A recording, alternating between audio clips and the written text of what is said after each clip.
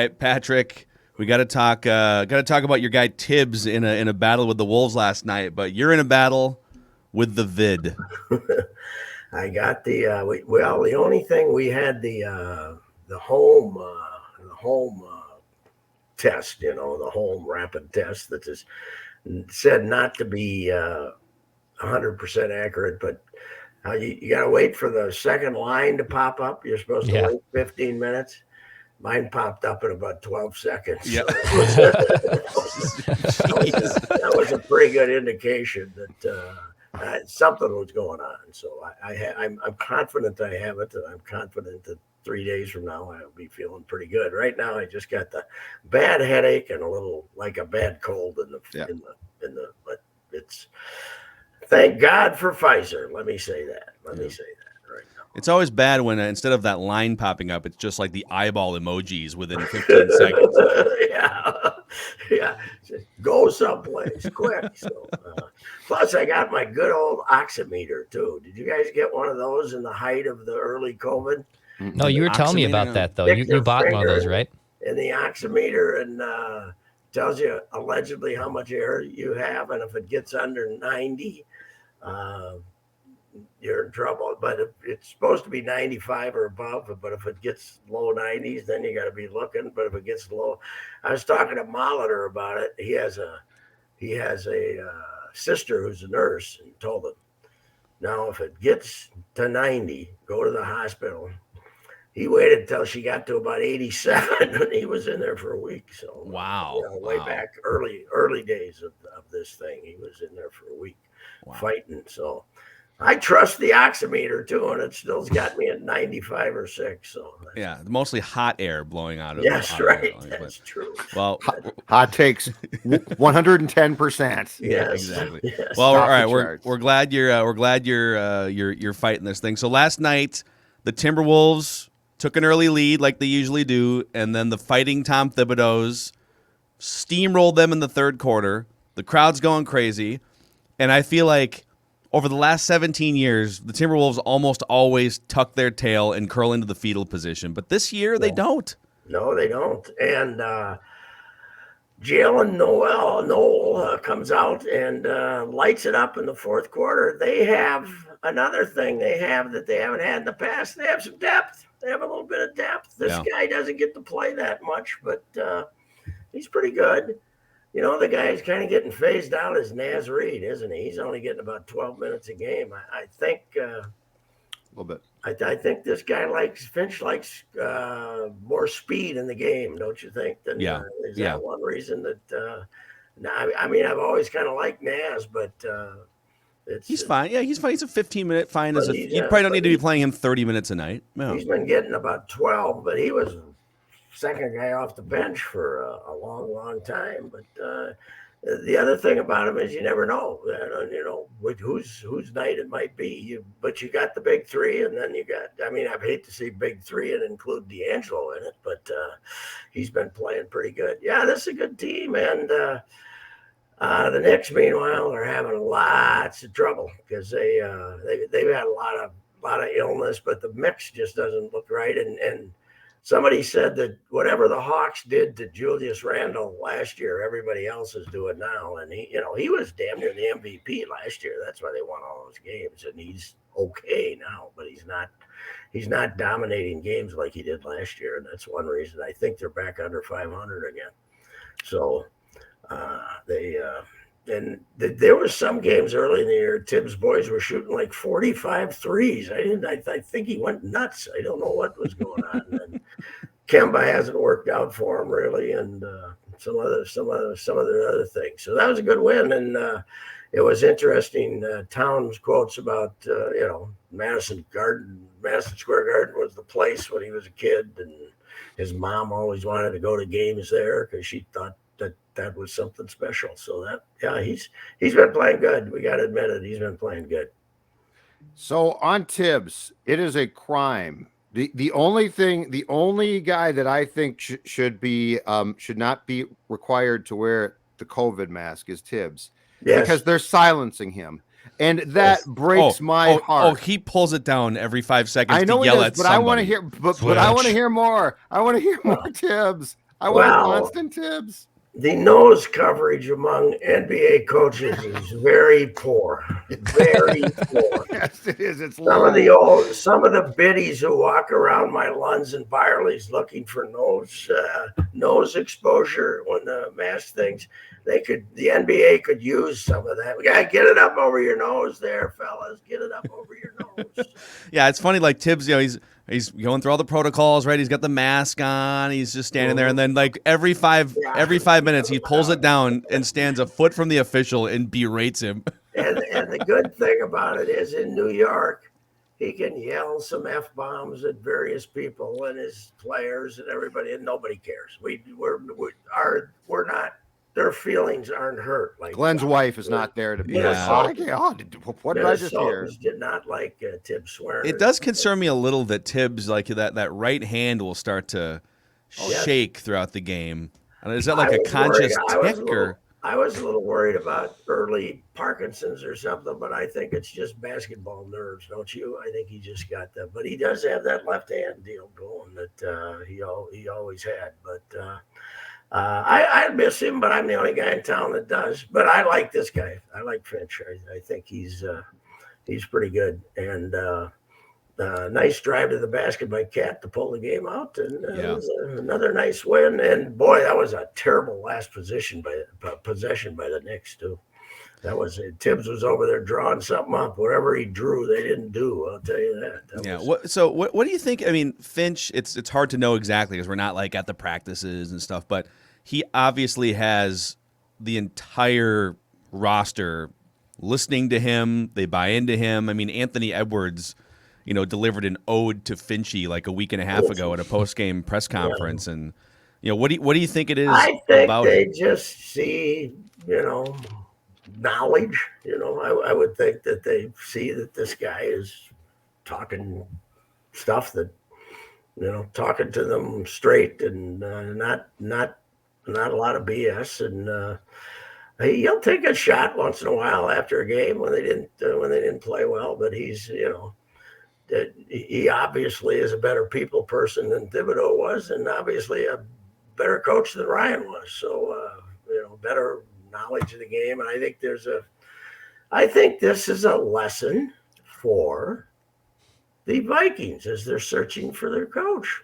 Wow, what a segue. A nice professional pro guy who knows, who's not, not as grumpy as not as paranoid as him. Now it's hard in football to get a non-paranoid coach, but a mature individual who can relate to people and who people are going to listen to and say, yeah, this guy knows what the hell he's talking about. It's not some 33-year-old kid who's going to want you to run a draw play with quarterback draw with 14 seconds left in the game and, and say, keep on going. I think that now Raheem Morris to me is a add-on, don't you? As far as, if you're going to hire that guy, then you hire Todd Bowles, right? They're very, very different styles of communication. Yes. And they, obviously both had their flame out stint. Yes. I think the biggest difference is Raheem Morris was like 33 when he flamed out with the Buccaneers. And the Buccaneers were sort of entering this post John Gruden stripping down of the roster. Yes. And Raheem Morris is intriguing. And there's been a lot of players like Jalen Ramsey came out yesterday and said he's the best coach I've ever played for. Yeah. So I guess he is. I just think, to me, Bowles, the job he had no chance, at the job he had. But again, you might be right, Phil, because he might be too much like Zim, because I think he will chew some hiney, as they say, if somebody screws up. But they're interviewing an incredible number of defensive coaches, right? That's what. It's 5 of the 8 that are on their official list. Well, we talked about it again yesterday. This idea that they're out interviewing all these head coaching. What are they? When they hire the GM, they're going to say, "Here's a list." We don't know. take your pick of who you want, We because have no clue. they're way behind on the general manager list, right? As far as interviewing people. By the way, polls, the Kansas City polls, he's a finalist for the Giants GM job, and he's getting his second interview with the Giants today. He got his first interview with the Vikings last night. So, yeah. On Zoom, I'm sure. Yeah. On Zoom. So Giants, Bears, Raiders, Vikings all have GM openings, and the Raiders just started because they blew out Mayock, I think, on Monday. So yes, congratulations to them, by the way. What the hell? Why did you hire that'd be my question. Why did you hire? Well, so here, Mike Mayock? I'm going to defend my guy Mike Mayock here for a second. So word is, so he nailed a bunch of like third, fourth, fifth round, kind of like Spielman, right? He nailed all these like second, third, fourth round picks, and whiffed on a bunch of first rounders. And word is, John Gruden was the one that was sort of like walking into the room during the first round and saying, I want this guy. And then Mayock would take over the draft after the first round.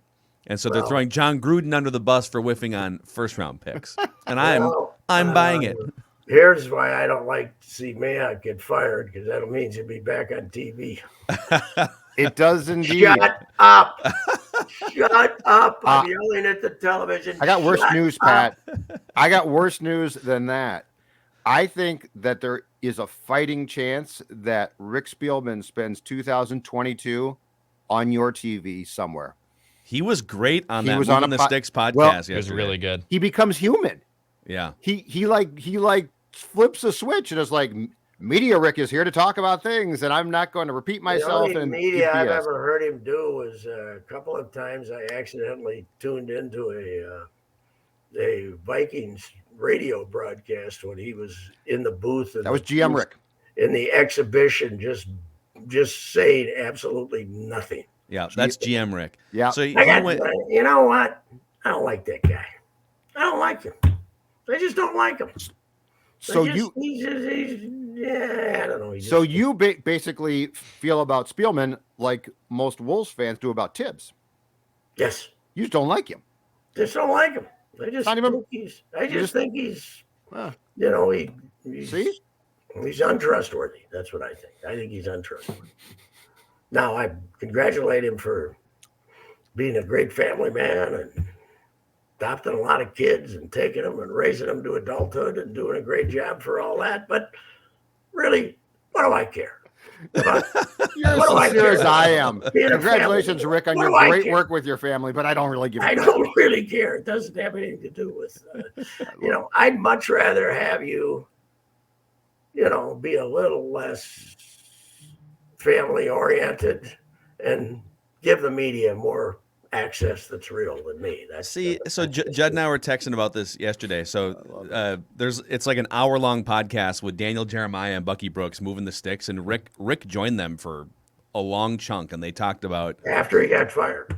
Yeah, this is yesterday. Yep. Okay. And he, about 12 minutes in, sort of unprompted, they were asking him about like the quarterbacks and the playoffs and stuff, and he took it and turned the conversation to, I have definitely had some blemishes on my resume when it comes to selecting quarterbacks, and here's what I learned. And he goes into this dissertation about why he failed as a quarterback evaluator. And it's like, I get that you're not going to go up to a podium in front of the media and fans when you're employed as a GM and talk about how bad you are at evaluating quarterbacks while you have the job, but like a little bit more of that sort of humility and personal touch could have gone a long ways, I think. Yeah, and that's probably true too, which is weird. But football is two different games. Offense and defense. It's two different. And I think we've discovered as we go along, it's two different areas of expertise, right? That's why they got coordinators, and like Denny would draft all these great offensive players, and whenever he took a dive into somebody on defense, he was usually wrong. Now, sometimes it's because his hands were tied in the Warren Sapp situation, but Denny couldn't draft a defender. If he drafted a defender in the first round, you figured the guy'd be a bust. But offensively, he hit on everybody, so that's kind of weird. What we need desperately is this: an HBO show with Zim and a bottle of wine that we can, I'll pay for it, okay? But like a 3-part show of Zim Unfiltered, talking about everything, including here. That's what I want. Drunk Zim would be, I would pay almost any amount to hear his unfiltered thoughts. I just want Zim to stay healthy and stay away from football here for a couple of years. He's obviously going to show up and somewhere be a defensive consultant for training camp or something. But I think he's making enough money. He's getting paid 2 more years. Hang it up, Zim. You were too. This season was too emotional for you, and as we talked about the other day, when one of his last speeches to his team is about all the bad breaks he got when he was coaching the Vikings, that tells you that there's something going on there that's not healthy, right? That's over the top. Yes, that is true. So, say the Twins are announcing their Hall of Fame on Thursday. Okay, they're inductee. They're inductees or inductee or whoever makes it. If Cesar Tovar doesn't make it this time, all you youngsters are going to get visits at your home from me. With COVID. Yeah, with COVID. He's going to come with COVID. He's going to come. I'm going to send you. I'm going to send you a tube and tell you there's platinum in it or something. And when you open it, you're going to get COVID's going to be like a mafia hit for Cesar Tovar. I will tell you, I think this is the first time in 10 or 11 years they have removed me from the balloting. I did not get a ballot. Wow. You didn't get a ballot? I was too critical of the Minnesota Twins over the last 2 years. I think they removed me from voting. I replaced you. Unless it was an oversight. I did not get a ballot for the first time in 11 years. I finally got one. Did you? You finally got one. I told him. You didn't tell me? I told him I want a damn ballot. Did you vote for Caesar? Yes. Good. Okay. I told you I did. Thank you. That's very. And I wrote in Halsey Hall, and I know I'm not supposed to. I don't care. Yes. I want Halsey Hall in the Twins Hall of Fame. It is ridiculous that I still think the reason old timers anyway just think he's in it. He just assumed he had a was room in the Metrodome named after him. He can't even get in the Twins Hall of Fame now. Okay, let me ask you guys this: who was on the ballot that you think might get in that should never get in? Oh, who is on the ballot? I have to look. Brian Dozier comes to mind. Is Brian Dozier on the ballot? I feel like younger media, right? Doesn't he have? No, I don't think he was on the ballot, Phil. I don't think he was on. I can look real quick. That's a tough case there because the time of service has really been shortened down for what gets you in as they get harder up, right? And Dozier should not be in the like Michael Kadire got in, right? Yes, that's really iffy. I know, and I love Michael Kadire. I love him too, but that's iffy to me. That's iffy. Dan Gladden's not in. That should be the bottom. Gladden's not in, no. But shouldn't Gladdy, combination of player and broadcaster, be in the Twins Hall of Fame? Yes, 100%. Yeah. I think that should be the case. Yes, but I was asking about this a month ago, and somebody said Gladdy wants to get in on his player merits and hell with broadcasting.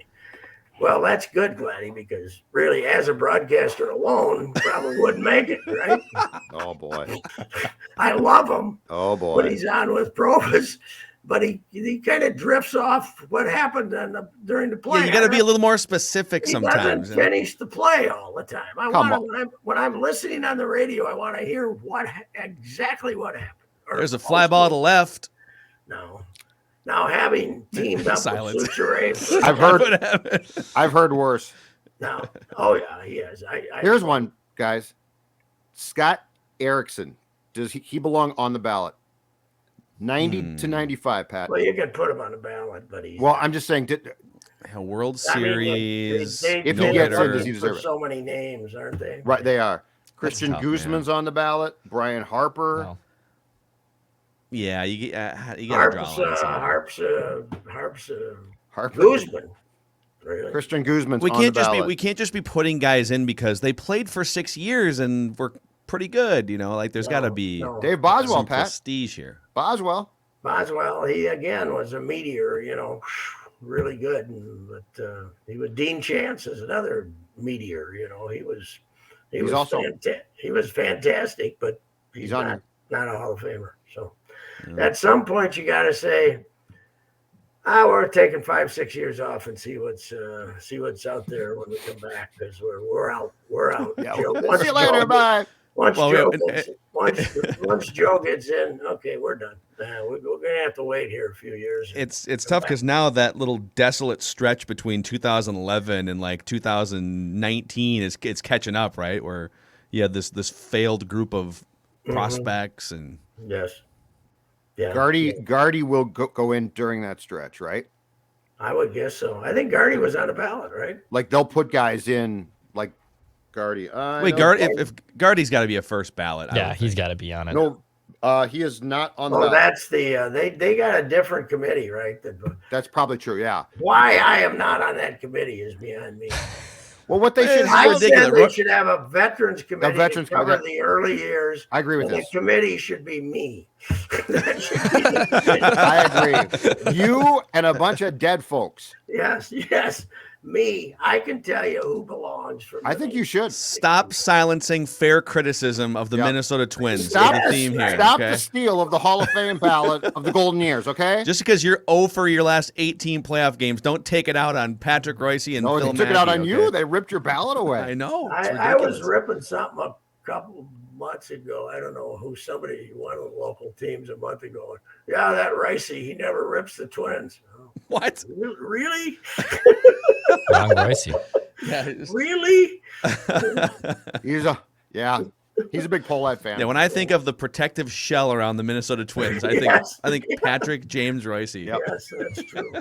All right, well, all right, gentlemen. Keep us posted. By the time I see you Friday, I might be doing push-ups. Who knows? Hopefully. All right, Pedialyte and rest. Pedialyte. Good old Fiji water. Fiji water. That works. Pat Reusse here for Fiji water. Okay.